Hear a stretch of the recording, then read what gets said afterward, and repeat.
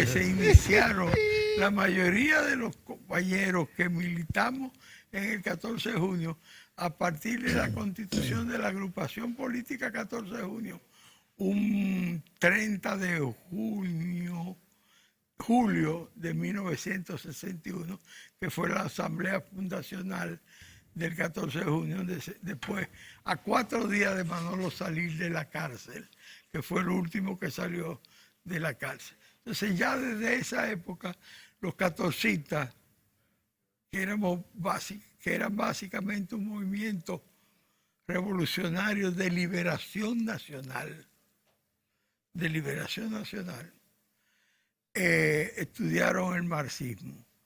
Y en esa época predominó también en el 14 de junio una línea muy bajo la influencia del ejemplo de la Revolución Cubana. La mayoría de los que éramos jóvenes en esa época asumimos la política como un drama heroico redentorista. Nosotros aspiramos a repetir la hazaña de los barbudos aquí en República Dominicana, sin pensar y detenernos mucho en la diferencia de las condiciones y las circunstancias históricas del proceso cubano y el proceso dominicano, que tienen similitudes, pero tienen grandes diferencias. Y eso provocó, o eso hizo, o dio lugar a que, por ejemplo, el 14 de junio, esa gran organización que captó, que sedujo la mente y el corazón de los que éramos jóvenes en esa época, y particularmente de los jóvenes de clase media en sus diferentes estamentos, si nos guiamos de la composición de clase del profesor Bambó o de la definición de las clases hecha por los marxistas, leninistas. La mayoría de esos compañeros aspiramos no a ser síndicos, regidores, diputados, senadores, sino guerrilleros. Guerrilleros de la montaña o guerrillas. Por eso sonó con tanto fuerza aquellas palabras históricas del compañero Manuel Aurelio Tavares Justo. Ahí están las escarpadas montañas. Óiganlo bien, señores de la reacción. Se imposibilitan la lucha pacífica del pueblo. El 14 de junio sabe muy bien dónde están las escarpadas montañas de Quiqueya, y a ellas iremos, y allá mantendremos encendida la llama eterna de la libertad. Nos sentimos realizados cuando se produce el golpe. Todavía hoy le levanta a uno. Cuando se produce el golpe, Manolo,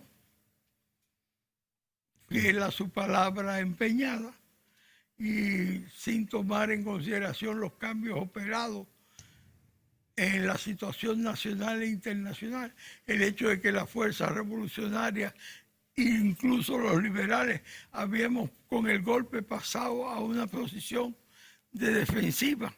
Sí. Y que en Estados Unidos se había producido el asesinato de Kennedy antes de la insurrección, y un fortalecimiento de la derecha más rancia en los Estados Unidos. Decidimos mantener el plan sin ninguna alteración.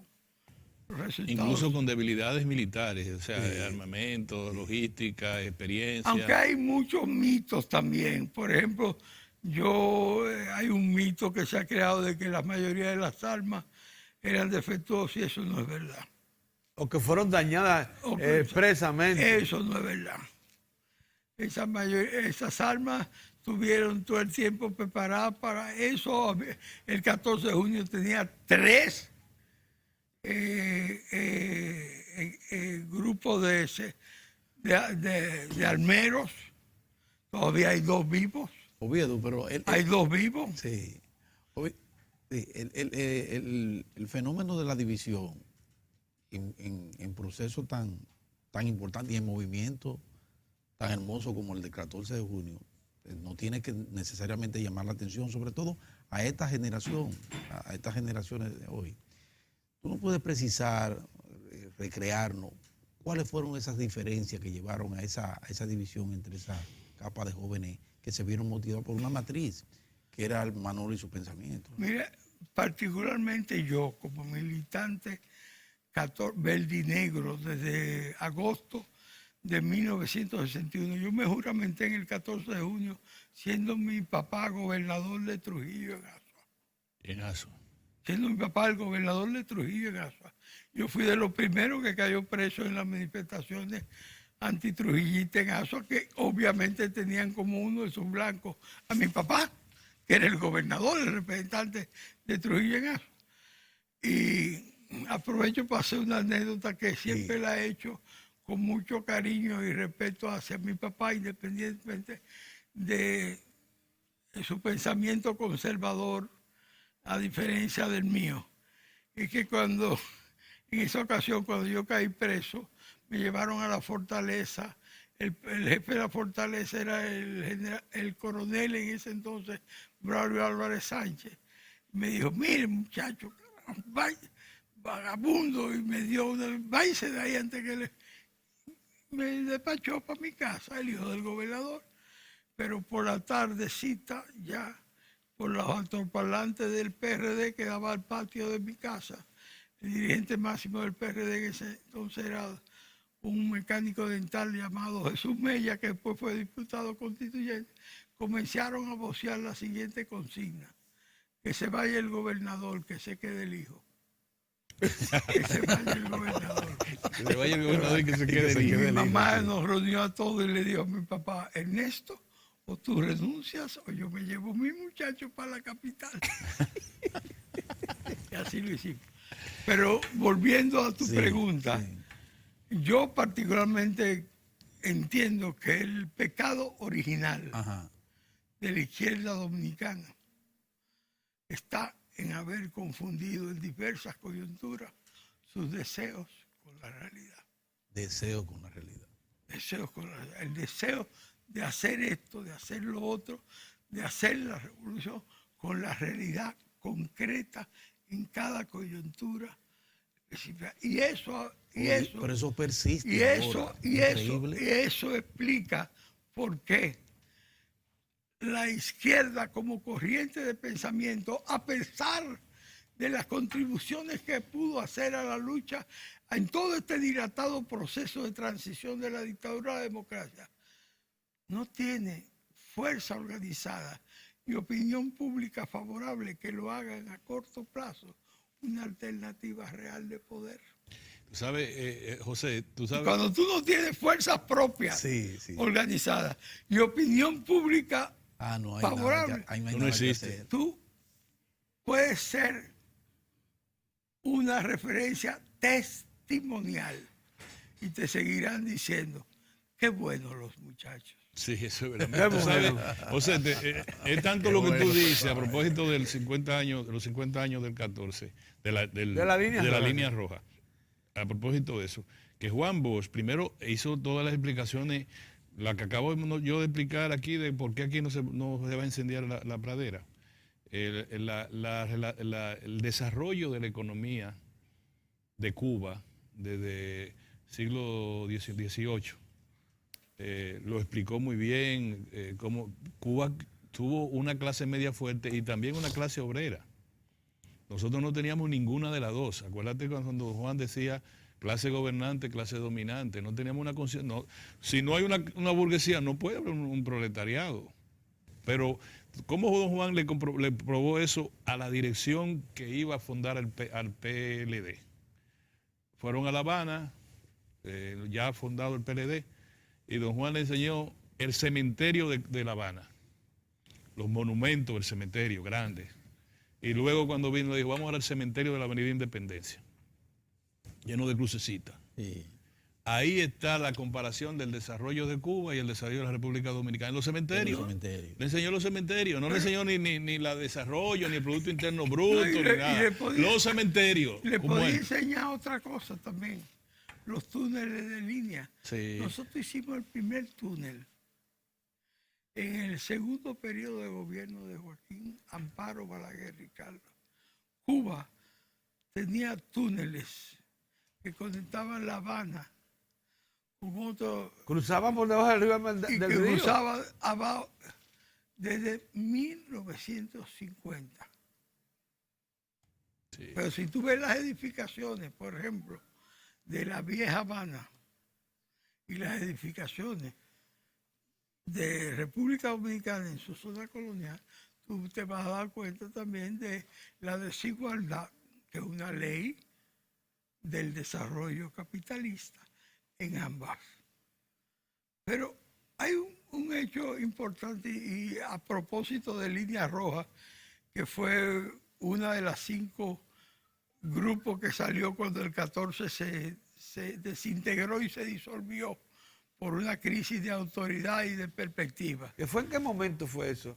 En, Histórico. en julio, en los meses de julio de 1968 y surgieron 68. y surgieron, que es un año llamado por Carlos Fuentes, el gran escritor mexicano universal, como un año constelación, porque en el 68 coincide el Mayo francés de París, en el cual yo estuve, la matanza de Tlatelolco en la que yo estuve.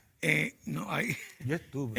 en la vi. México, Yo la vi. la primavera de Praga, En 68 en también. el 68, todo eso aconteció, y el ascenso de pero la es lucha verdad. en las universidades norteamericanas contra la guerra de Vietnam. Carlos Fuentes llama el 68 un año constelación. Entonces, en ese año surgieron del 14 de junio 5 grupos. El grupo que estaba en Cuba y que se había puesto bajo la dirección del comandante Román, Francisco Camaño, que era el grupo de Amaury. Sí. El grupo de Homero Hernández, que había venido de China y se había unido al Alpacoredo aquí y formó un frente democrático bajo la dirección del Alpacoredo que se llamó Unión de Lucha por una Nueva Quisqueya. Surgió otro grupo que fue el que tuvo más corta duración, que la Unión Revolucionaria de Trabajo, la Unión de Trabajadores de la República Dominicana, dirigida por el compañero Baby Mejía. Sí.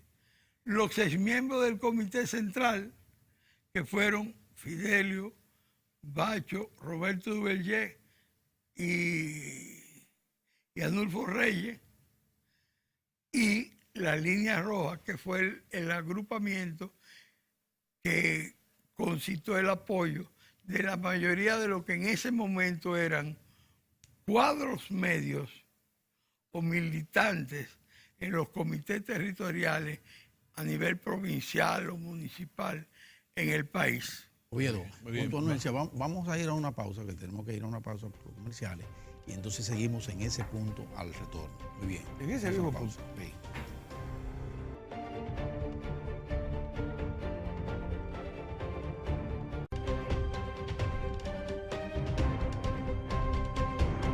El conversatorio con nuestro amigo invitado de hoy, el gordo Oviedo, ha sido muy, muy ilustrativo y, bueno, que nos coloca en los tiempos en que después de la guerra de abril, principalmente, la izquierda resurgió y creyó que tenía toda la potencialidad para poder tomar el poder, porque muchos grupos se entusiasmaron, y la juventud, la pequeña burguesía y eso.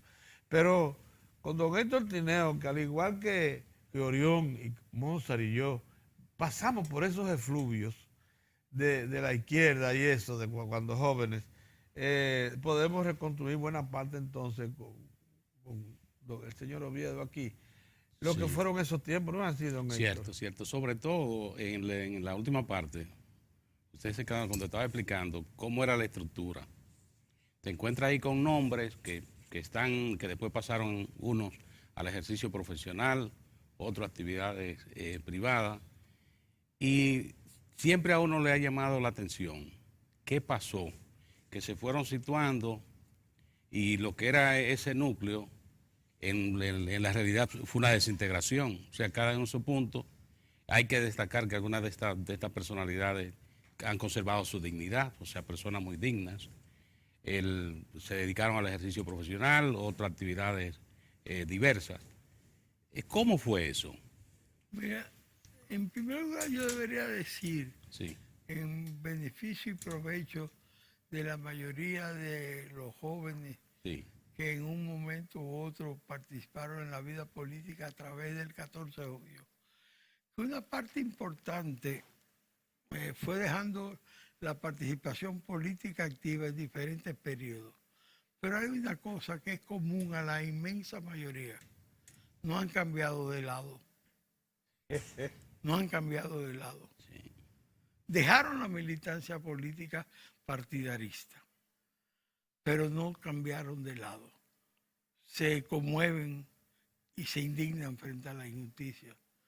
Participan de trabajos que tienen que ver con la reducción de la desigualdad, de la pobreza. Mantienen un sentimiento acendrado de defensa de la soberanía y la autodeterminación frente a cualquier potencia. Son entes políticos no partidaristas, pero que se mantienen desde el lado, desde mi óptica, justo de la historia. Ese es un reconocimiento que es válido, porque a veces los que militan tienden a despreciar a los que no militan. Y siempre será así. Los que no militan siempre serán más que los que militan. Y sin los que no militan, no puede haber cambio trascendente en ningún sitio del mundo. Hay otros que se mantienen anclados. Son lo que un psiquiatra español llama nostálgicos del pasado. Viven, como dice Sabina en una de las canciones, de un recuerdo y unas glorias que nunca han sido, porque atribuyen a los tiempos pasados que siempre son mejores que los presentes. Y eso es antidialéctico. Sí, dialéctico. Yo recientemente en Cuba, ahora que estuve en el foro de Sao Paulo, en una conversación informal que teníamos en una casa, uno de los dominicanos presentes hizo un diagnóstico terrorífico de la situación de este país y concluyó diciendo que estábamos más mal que en los tiempos de Trujillo. Y yo no quise polemizar y le dije, respóndeme la siguiente pregunta. En tu pequeña sociedad, que es tu familia, ¿qué tú consideras que en los últimos 10 años la situación de usted ha empeorado o ha mejorado? Y ahí terminó la discusión. Todo, sí. Porque no pudo sustentar su tesis, porque la vida le decía todo lo contrario en su propia familia. Entonces ahí esos nostálgicos del pasado son tan conservadores como los conservadores históricamente opuestos al cambio social. Pero se revisten de una fraseología o una retórica que tiene como referencia esos tiempos.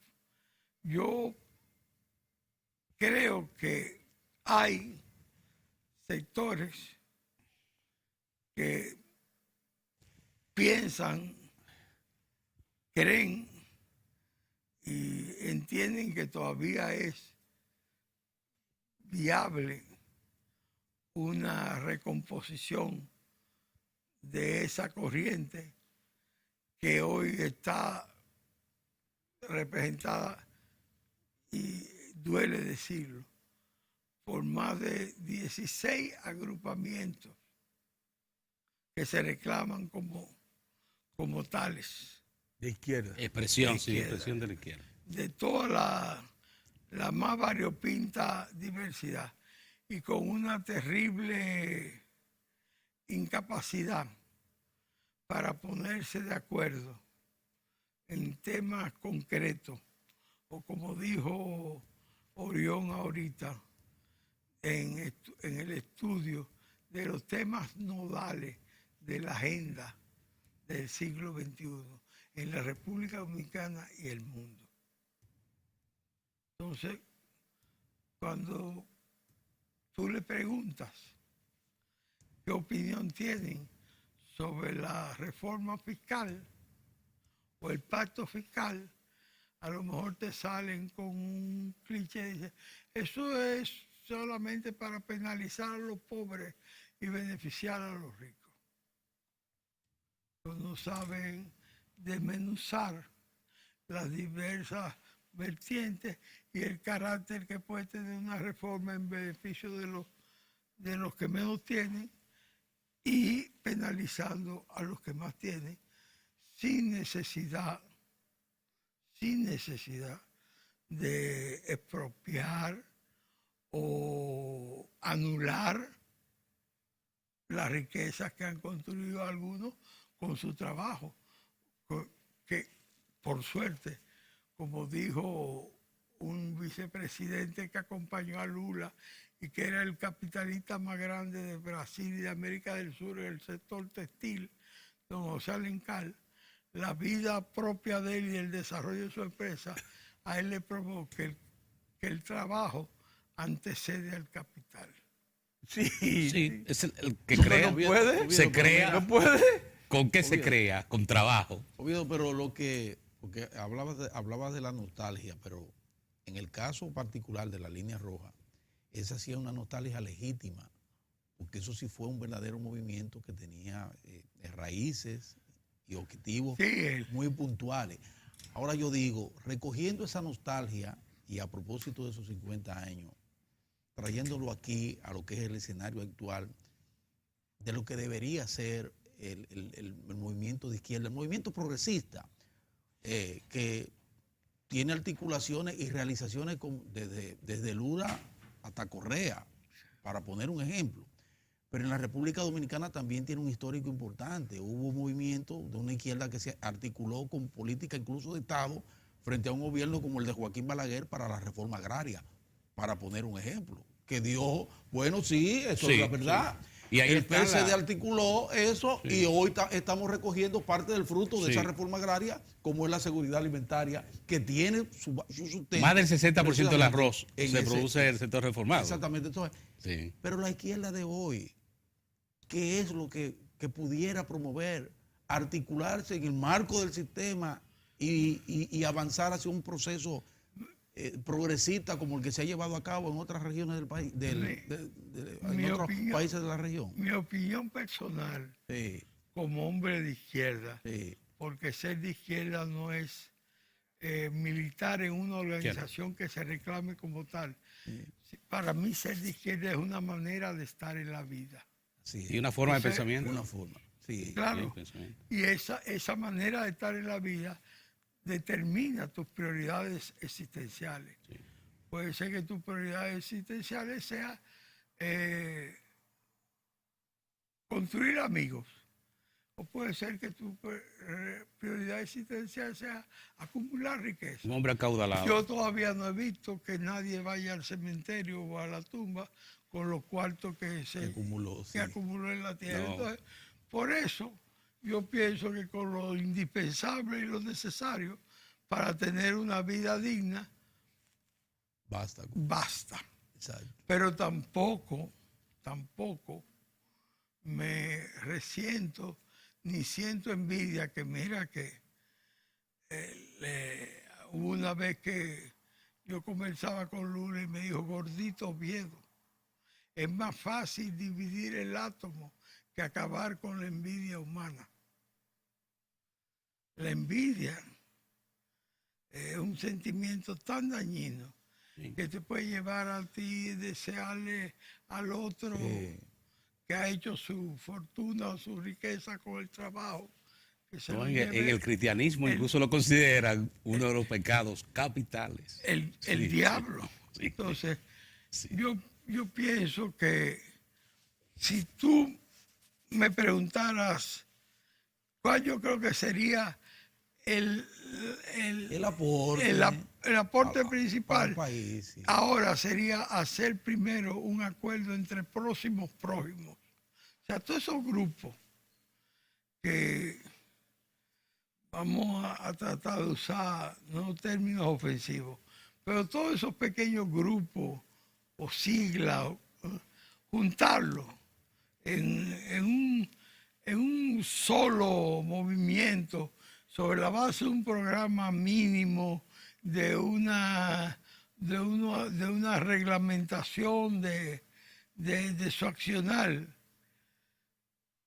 y incidir sobre los temas nacionales y mundiales Exactamente. con posiciones proactivas, no como anunciadores de catástrofes, Exactamente. no como pronosticadores de desastres, de tsunami, de maremotos, de terremotos.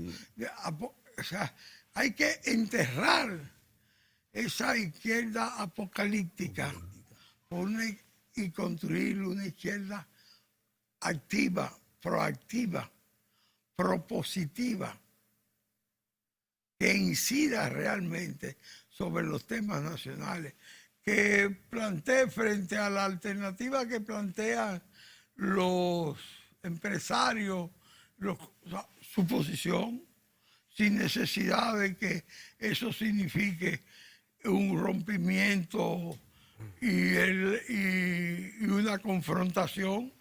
Bien, mira, Oviedo, como te invitamos por motivo de los 50 años de la línea roja, es bueno que Interesante. nos digas algo de eso y que nos dejes una reservita para que nos trate el tema Lula. Así que, ¿qué es lo que hay? Sobre la línea roja te puedo decir, hay un comité organizador que va a celebrar el sábado 28 de julio, que fue el día que se celebró el evento fundacional de la línea roja. Fueron 31 compañeros, de ellos hay varios que ya han fallecido y otros que están vivos. Todos los que están vivos van a estar presentes, y a los que han fallecido y ya no están con nosotros se le hará un homenaje. Va a haber delegaciones prácticamente de compañeros y compañeras que fueron en determinados momentos de línea roja de todo el país.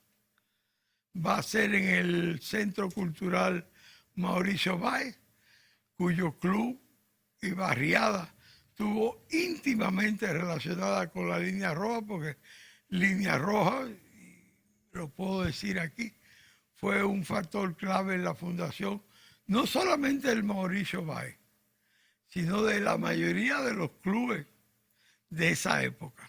Los clubes deportivos y De culturales. los clubes deportivos y culturales. Pero en el caso del Mauricio Báez, en el momento de su fundación, las tres figuras principales eran venían del 14 de junio y estuvieron con línea roja. El Cabo Doñé, que fue de los 31 que tuvo, Nelly Doñé, el Cabo Doñé, Leo Leo Corporán. y Danilo el Rubio, que no me acuerdo el apellido de Danilo. Los tres partidos. Y el comité que había ahí del 14 primero y después de línea roja, era uno de los más activos y con mayor militancia. Entonces, ese día va a haber un reencuentro de afectos y complicidades. Estamos hablando del próximo sábado. El próximo sábado. 28. El próximo sábado. Van en el Centro Cultural Mauricio Báez frente al club en Villajuana.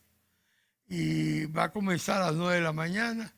Va a haber una presentación artística, va a estar, lo puedo decir porque está confirmado, Víctor y Enrique Félix.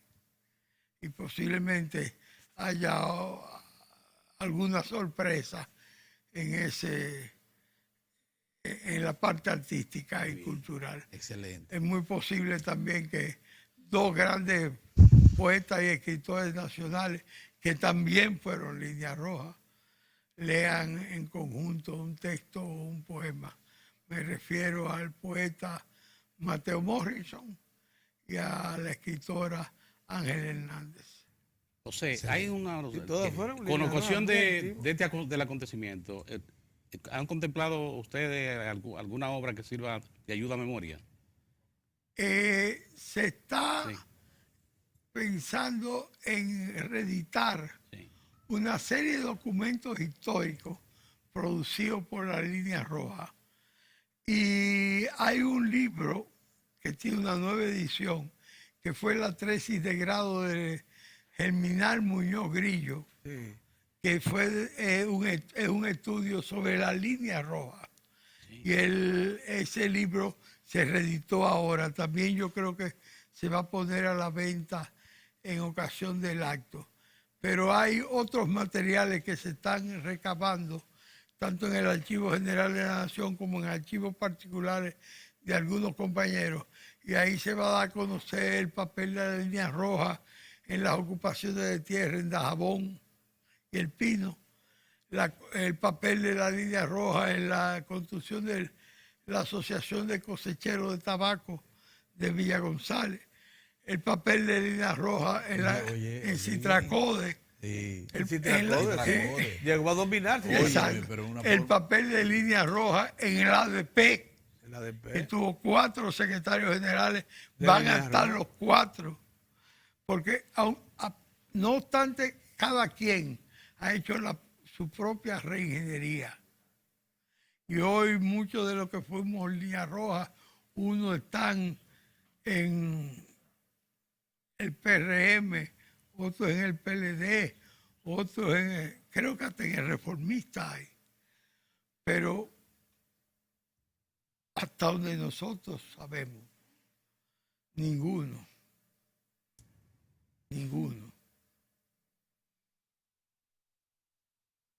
han metido la mano, aunque hayan podido meter la pata. Mira una Eso cosa, está muy bueno, muy antes, bien. antes de terminar, Sí. ¿cómo relacionas tú, Gordo? No vamos a poder, no nos da tiempo a hablar ya de Lula. de Lula. ¿Cómo relacionas tú el paso del inicio de relaciones diplomáticas, comerciales, consulares con la República Popular China y probablemente el pensamiento que Línea Roja difundió?